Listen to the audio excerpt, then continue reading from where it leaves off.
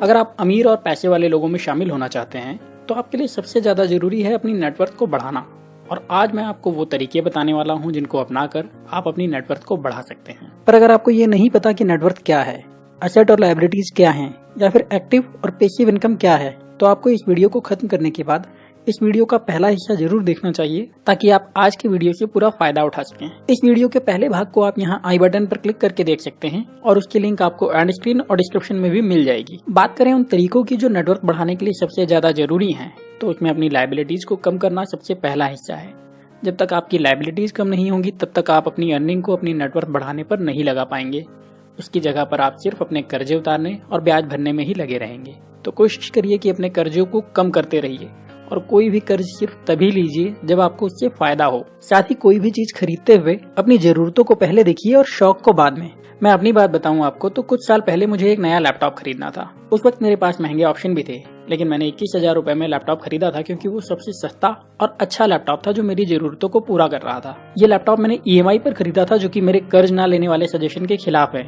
लेकिन नया लैपटॉप मुझे पैसे कमा कर दे रहा था, तो मेरे लिए इसे कर्ज लेकर खरीदना बुरा नहीं था। उस वक्त मैं चाहता तो महंगा लैपटॉप भी खरीद सकता था, लेकिन मुझे उसकी जरूरत ही नहीं थी, तो मैं पैसे क्यों बर्बाद करता। साथ ही जब भी आप कुछ खरीदें तो ये भी देख लीजिए कि आप इंक्रीजिंग एसेट खरीद रहे हैं या डिक्रीजिंग एसेट, और हमेशा कोशिश करिए कि आप सिर्फ इंक्रीजिंग एसेट खरीदें। यानी कि महंगा मोबाइल, कार या कपड़े तभी खरीदें जब आपको उसकी जरूरत हो, या फिर उसे आप बिना कर्ज लिए अपनी सेविंग से खरीद सकते हो। और अगर आप इन बातों को ध्यान में रखकर खर्च करेंगे तो आप आसानी से अपनी लायबिलिटीज को कम कर पाएंगे।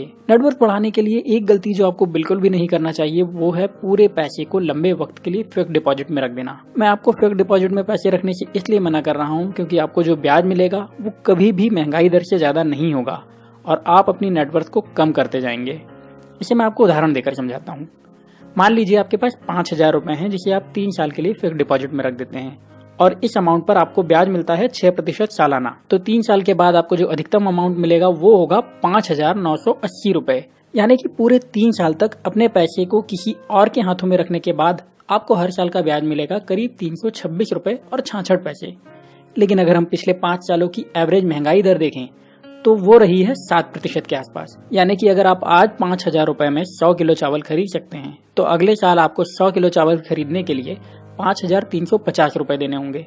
उसके अगले साल 5,725 रुपए, और तीसरे साल जब आपकी FD का पूरा पैसा आपको मिलेगा तो आपको 100 किलो चावल खरीदने के लिए 6,125 रुपए देने होंगे। यानी कि आप अपना पैसा दूसरे के हाथों में देने के बाद भी कुल मिलाकर 145 रुपए का नुकसान कर रहे हैं। तो फिक्स्ड डिपॉजिट करने के बाद आपके खरीदने की कैपेबिलिटी कम हो जाएगी और इस वजह से आपकी नेटवर्थ भी कम रहेगी। तो जब आपके पास पैसा हो तो उसे कभी भी फिक्स्ड डिपॉजिट में करके मत रखिए, उसे हार्ड कैश में मत रखिए, बल्कि इसे आप इन्वेस्टमेंट में लगा दीजिए ताकि आपको जो रिटर्न मिले वो महंगाई दर से बहुत ज्यादा हो। अब आपका सवाल होगा कि इन्वेस्टमेंट कहाँ करें या जो पैसे हैं उसका क्या करें।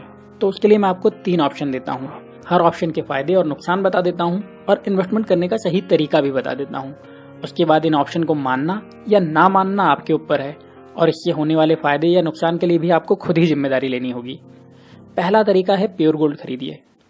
जब से पैसे का एग्जिस्टेंस है तब से ही गोल्ड में इन्वेस्ट करना नेटवर्थ बढ़ाने का सबसे अच्छा तरीका रहा है। अगर आप अपनी नेटवर्थ बढ़ाना चाहते हैं तो प्योर गोल्ड में इन्वेस्ट करना सबसे आसान तरीका है, जो कि सभी के लिए प्रैक्टिकल है और मेरे हिसाब से ये तीसरा सबसे ज्यादा फायदा पहुंचाने वाला तरीका है। अगर हम बात करें प्योर गोल्ड में पैसा इन्वेस्ट करने के फायदों की, तो सबसे पहला फायदा तो ये है कि आप छोटे से अमाउंट से भी अपना इन्वेस्टमेंट शुरू कर सकते हैं। यानी कि अगर आपके पास सिर्फ 3,000 रुपए है तो भी आप गोल्ड में इन्वेस्ट कर सकते हैं और आप जितना चाहें उतना ज्यादा इन्वेस्ट कर सकते हैं और धीरे धीरे अपने इन्वेस्टमेंट को बढ़ा सकते हैं। दूसरा फायदा यह है कि आपको गोल्ड में इन्वेस्ट करने के लिए ज्यादा कुछ सीखने की जरूरत नहीं है। आपको सिर्फ इतना देखना है कि आप जो भी गोल्ड खरीदें वो 24 कैरेट का प्योर गोल्ड हो और उस पर हॉलमार्क का निशान हो, ताकि आपको कोई धोखा ना मिले। और इन्वेस्टमेंट के लिए जब आप सोना खरीदें तो कोई कॉइन या बार खरीदें, कोई भी ज्वेलरी नहीं।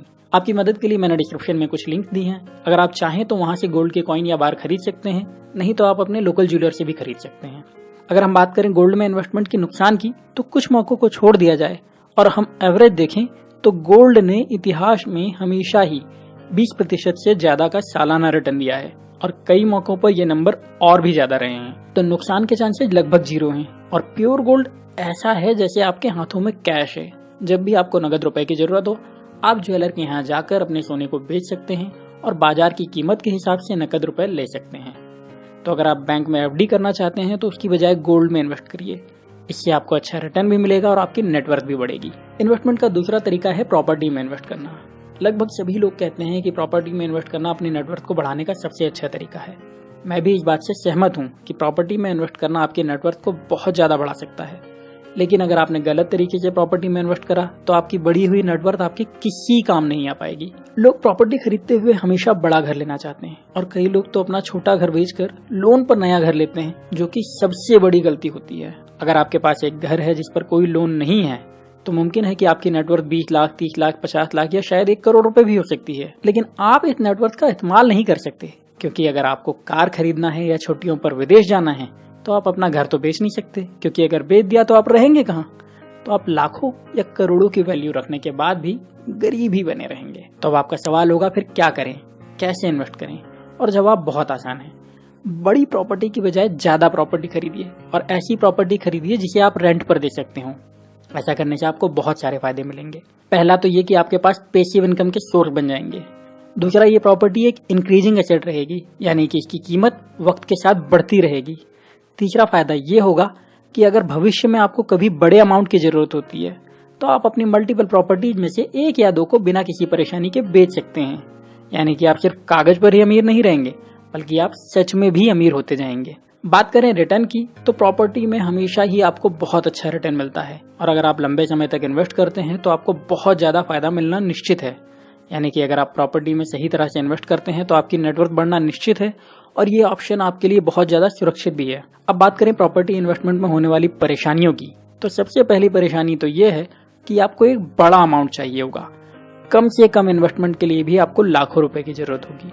दूसरी बात यह है कि आपको अच्छी प्रॉपर्टी ढूंढना होगी, तभी आपको फायदा मिल पाएगा।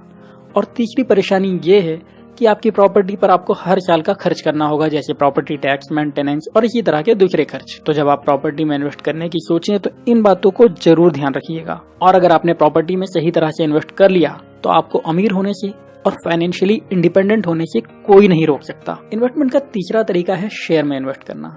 हम आगे बढ़े उससे पहले ही मैं आपको क्लियर कर देना चाहता हूँ कि शेयर मार्केट में इन्वेस्ट करना नेटवर्थ को बढ़ाने का सबसे ज्यादा रिस्की और सीखने में सबसे ज्यादा मुश्किल तरीका है, लेकिन इससे मिलने वाला प्रॉफिट भी उतना ही ज्यादा है। शेयर मार्केट में प्रॉफिट की बात करें तो आज से 10 साल पहले आयशर मोटर्स, जो कि रॉयल एनफील्ड भी बनाती है, उस कंपनी का एक शेयर करीब 270 रुपए का हुआ करता था, और इस वीडियो को बनाते समय यही शेयर 27,000 रुपए से ज्यादा का है। यानी कि आज से 10 साल पहले अगर किसी ने आयशर मोटर के 100 शेयर 27,000 रुपए में खरीदे होंगे तो आज उनकी नेटवर्थ कम से कम 27 लाख रुपए हो चुकी होगी। शेयर मार्केट में कैसे इन्वेस्ट करना चाहिए और कैसे नहीं, ये एक बहुत मुश्किल सब्जेक्ट है, और इसे समझने के लिए मैं आपको यही सलाह दूंगा कि आप बेंजामिन ग्राहम की बुक द इंटेलिजेंट इन्वेस्टर को पढ़िए, समझिए और फिर इन्वेस्ट करिए।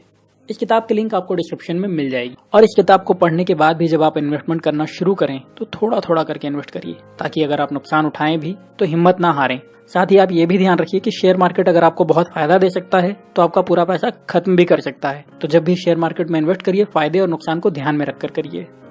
शेयर मार्केट में इन्वेस्ट कैसे करें, इस सब्जेक्ट पर मैं थोड़े समय बाद एक डिटेल वीडियो जरूर बनाऊंगा, और उस वीडियो के बाद भी मैं आपको द इंटेलिजेंट इन्वेस्टर किताब पढ़ने के लिए जरूर कहूंगा। नेटवर्थ बढ़ाने के लिए आपको इन सभी तरीकों के साथ एक काम करने की और जरूरत है, और वो है अपनी पैसिव इनकम को बढ़ाना।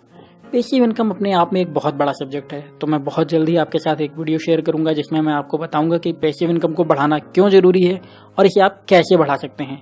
अगर आप उस वीडियो में इंटरेस्टेड हैं तो प्लीज मुझे कमेंट करके जरूर बताइएगा।